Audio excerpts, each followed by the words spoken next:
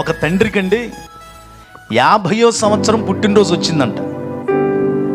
2 కుమారులు వయసుకు వచ్చారు, యవ్వన వయసు, చక్కటి భార్య. పిల్లలు ఇద్దరు కూడా ముందు ప్లాన్ చేసుకుంటున్నారు. డాడీకి 50 సంవత్సరాలు,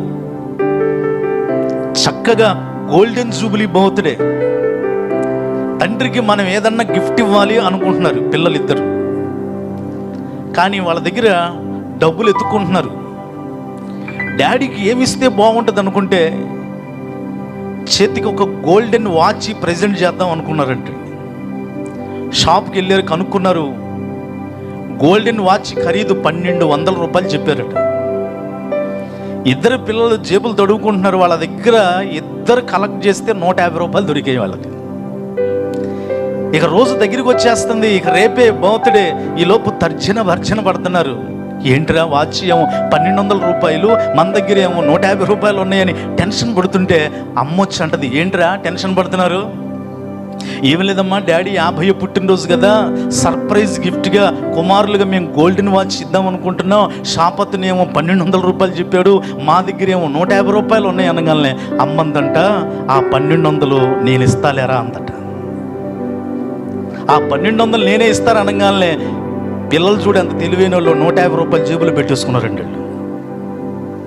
1200 అమ్మ తీసుకొచ్చి ఇచ్చింది. షాప్కి వెళ్ళిపోయి చక్కగా వాచ్ కొని అందంగా డెకరేషన్ చేసి ప్రొద్దుటే డాడీకి ఎదురుకి వెళ్ళిపోయి happy birthday, golden jubilee birthday daddy అంటూ ఆనందంగా సంతోషిస్తూ ముద్దు పెట్టుకొని ఈ గిఫ్ట్ ఆయన చేతుల్లో పెట్టేశారండి.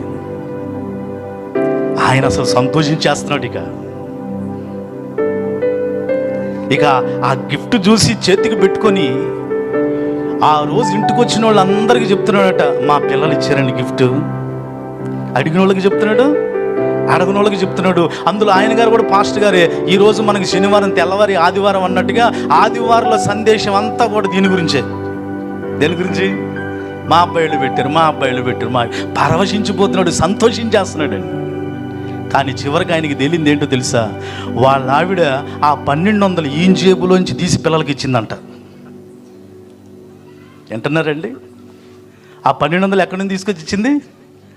ఆయన జేబులోంచి తీసుకొచ్చి ఇచ్చిందంట. ఈ వార్త తెలిసి ఆయన ఏమనుకున్నాడు తెలుసా? డబ్బులు కూడా ఆయన అయినా సరే ఏం చేస్తున్నాడు తెలుసా? సంతోషిస్తున్నాడు. ఇప్పుడు 2 అనుభవించాడు ఆ తండ్రి. చప్పళ్ళు కూడా బిగ్గరగా దేవునామాన్ని మహిమపరుద్దాం.